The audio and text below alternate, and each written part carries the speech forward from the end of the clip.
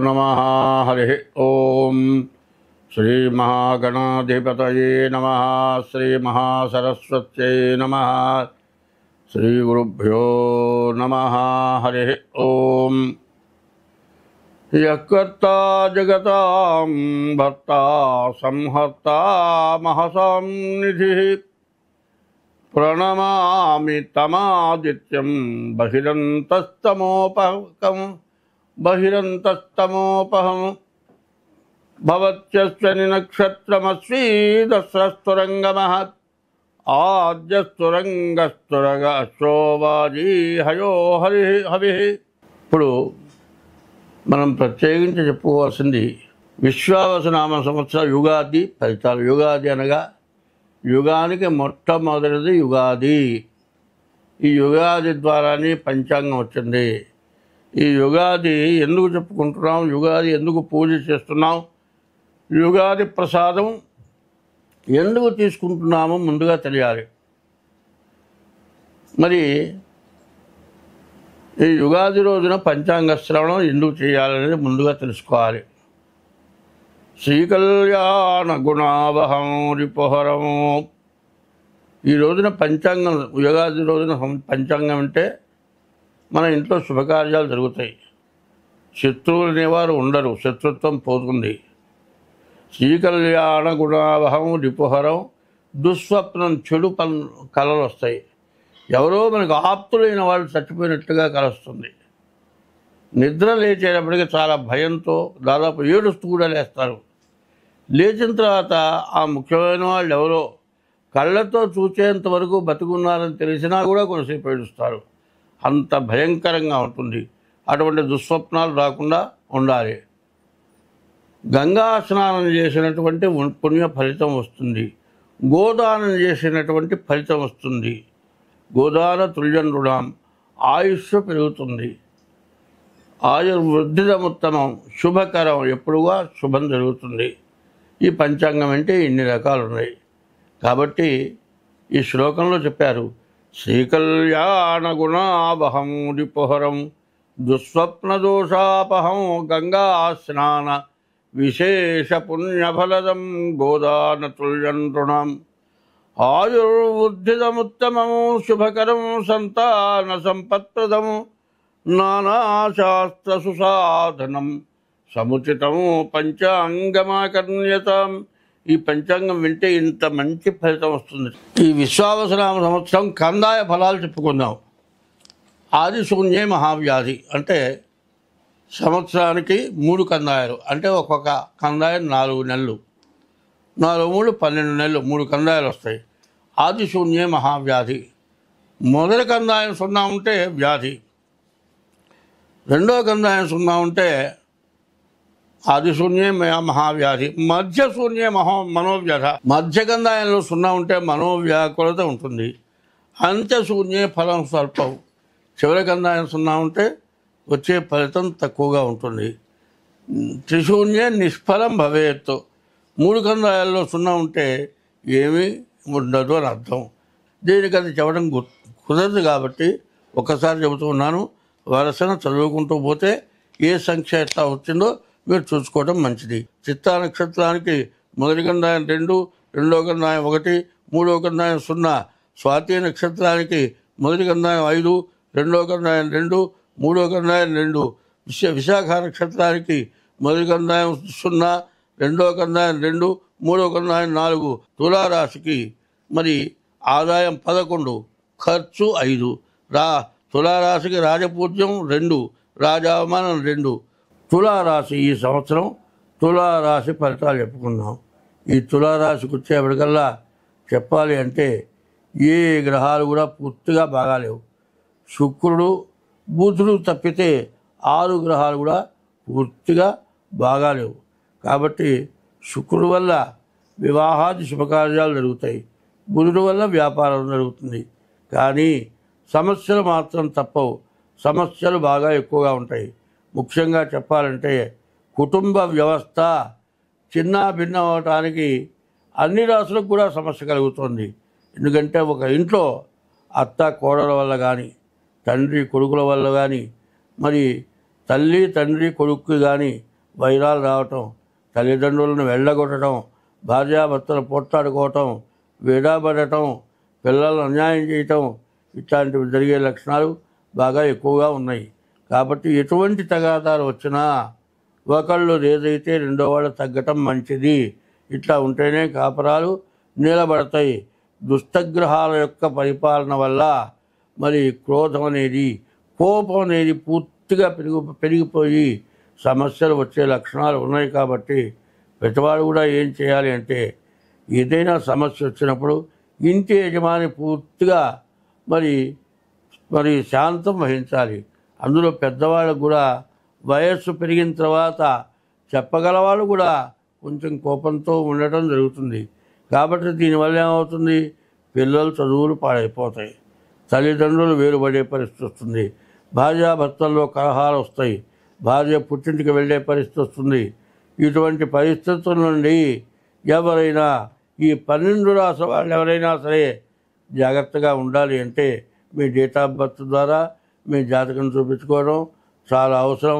ఈ రాశి వాళ్ళకి పూర్తిగా బాగాలేదు కాబట్టి ఎంత జాగ్రత్త పడితే అంత మంచిది. ఈ 12 రాసులకి ముఖ్యంగా చెప్పేది ఏమిటా అంటే, ప్రతి వాళ్ళు కూడా ముందు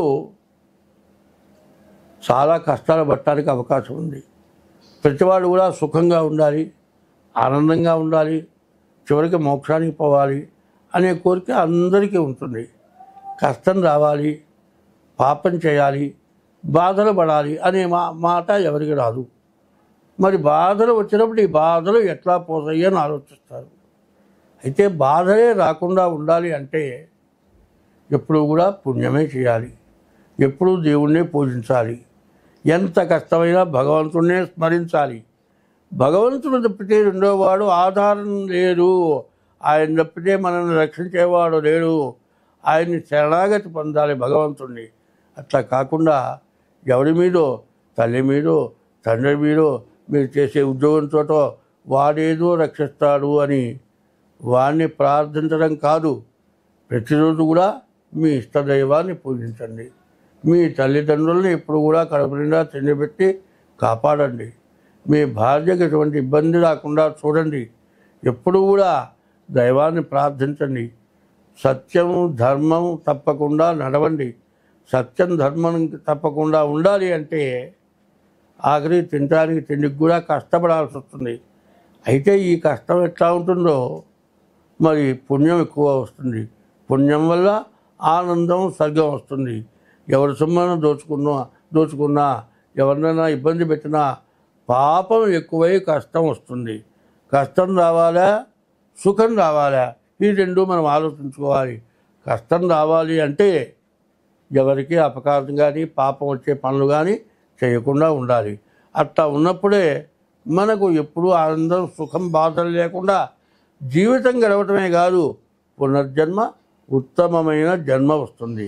అట్లా కాకుండా మన అవసరం కోసమని ఏ పనైనా సరే, ఏ రకంగానైనా సరే, ఎవరినైనా ముంచైనా సరే, ఎవరి సొమ్ము దోచుకోనైనా సరే మన జీవితం సుఖంగా గడపాలి ఎవరైతే ఆలోచిస్తారో వాళ్ళకి ఖచ్చితంగా కష్టాలు ఎక్కువగా ఉంటూనే ఉంటాయి. అయితే ఆ టైంకి డబ్బులు వచ్చి ఆనందంగా ఉన్నాం అనుకుంటారు, కానీ తర్వాత వాళ్ళు పడే నరకం మామూలు నరకం కాదు. నరకం కావాలా, స్వర్గం కావాలి అంటే పాపం చేయకుండా ఉంటే స్వర్గం వస్తుంది, పాపం చేస్తే నరకం వస్తుంది. కాబట్టి ఇట్లాంటి టైంలో, ఇట్లాంటి దుష్టగ్రహ కూటమిలో నీవు ఇంతకుముందు చేసిన పాపాలను కూడా బయటకు వస్తాయి. ఇట్లాంటి టైంలో పుణ్యాత్ములకి వాళ్ళంత ముందు చేసిన పుణ్యం వాళ్ళకి ఉపయోగపడుతుంది.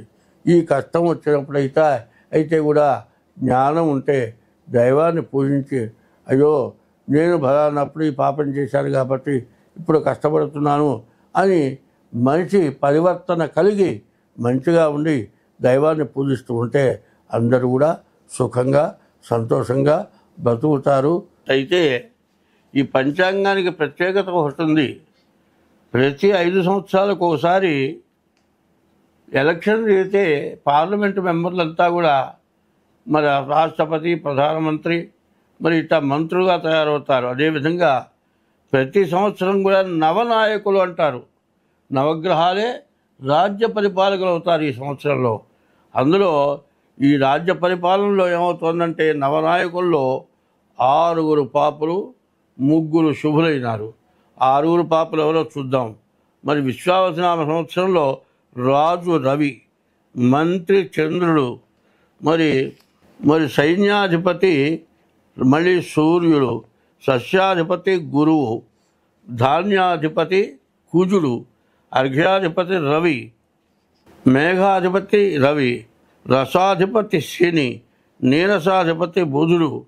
ఇట్లా 9 ఆధిపత్యాలు వచ్చినాయి. 9 4 రవికి వచ్చినాయి, 3 శుభగ్రహాలకు వచ్చినాయి, 1 శనికి వచ్చింది. అందువల్ల చాలా ఇబ్బందికరంగా చాలా కష్టతరంగా ఉంటుంది. రాజ్యంలో మరి ఎట్లా ఉంటుందంటే కేంద్రంలో పరిపాలకుల్లో ఒకళ్ళకొకళ్ళకి పడదు. తర్వాత వీళ్ళు కాకుండా మరి ఉద్యోగస్తులు ఉన్నారు, వీళ్ళకి సహకరించే ఉద్యోగస్తులకి వీళ్ళకి పడదు, మరి ప్రతిపక్షానికి వీళ్ళకి పడదు. ఇట్లా రాష్ట్రంలో కూడా అధికార పార్టీ వాళ్ళకి ఒకళ్ళకొకళ్ళకి పడదు, మరి పైనున్నటువంటి ఈ ప్రతిపక్షానికి పడదు. ప్రజలకు కావాల్సిన అవసరమైనవి ఈ రాజ్య అధికారులు వీళ్ళకి సరైనటువంటి ఇబ్బందులు తీర్చే పరిస్థితిలో ఉండరు. ఇది కాకుండా పంటలు బాగా పండకపోవటం, అధిక వర్షాలు కురవటం, తర్వాత ఎర్ర పంటలు బాగా పండుతాయి, తెల్ల పంటలు బాగా పండుతాయి, మరి మిగతా పంటలు చాలా తక్కువగా ఉంటాయి, వర్షాలు అధికంగా ఉంటాయి, ధరలు బాగా తగ్గుతాయి. తర్వాత ఇంకోటి ఏమిటంటే పంటకి పూర్తిగా కోతకి వచ్చేటప్పటికల్లా పురుగులు ఎక్కువ చేరుతాయి. పురుగుల వల్ల సగం పంట పాడైపోతుంది. తర్వాత ఈ వ్యవసాయదారులలో కూడా సంఘాల్లో కూడా విభేదాలు వచ్చి ఒకళ్ళకొకళ్ళకి పడక ఇట్లా మరి వ్యవసాయం సరిగా చేయలేకపోతారు. మరి వ్యవసాయం చేస్తేనే ప్రజలకు పంట తినటానికి ఆధారం ఉంటుంది.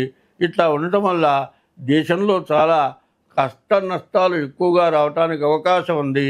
పైన ప్రపంచ దేశాల్లో కూడా పెద్ద దేశాలను చూచి చిన్న దేశాల వాళ్ళు ఈర్ష్యపడి వీళ్ళు కొంతమంది చిన్న దేశాల వాళ్ళంతా కూడా కలిసి పెద్ద దేశంతో యుద్ధం చేయటం, ఇట్లా ఎవరికి వాళ్ళు పెద్ద పరిపాలకులు పెద్ద దేశాలు ఎట్లా ఉన్నాయో ఆ దేశంలాగా మనం ఉండాలి, వాళ్ళు ఎందుకు పైకి పోవాలి అనే ఈర్ష్య స్వభావాలతో మరి ప్రపంచ దేశాల్లో ఈ యుద్ధం ఎట్లా ఉంటుందంటే చివరికి ప్రపంచ యుద్ధంగా తయారయ్యేటువంటి లక్షణాలు ఉన్నాయి.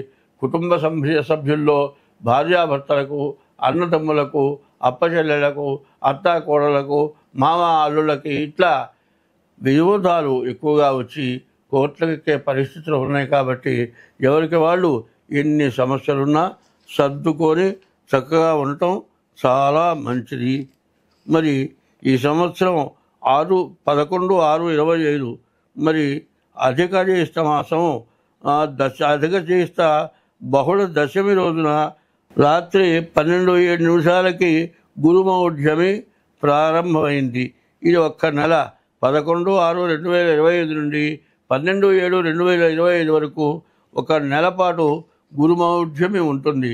మార్గశుద్ధ ద్వాదశి మంగళవారం నుండి 14/2/2021 వరకు అంటే 11/12/13 మొత్తం 3 నెలల పాటు శుక్రమౌఢ్యం ఉంటుంది. చంద్రగ్రహణం 7/9/2025 భాద్రపద బహుళంలో రాహుగ్రస్త చంద్రగ్రహణం సంపూర్ణ చంద్రగ్రహణం ఉంటుంది. రాత్రి 9 గంటలకు మొదలై తెల్లవారుజామున 3 గంటల దాకా ఉంటుంది.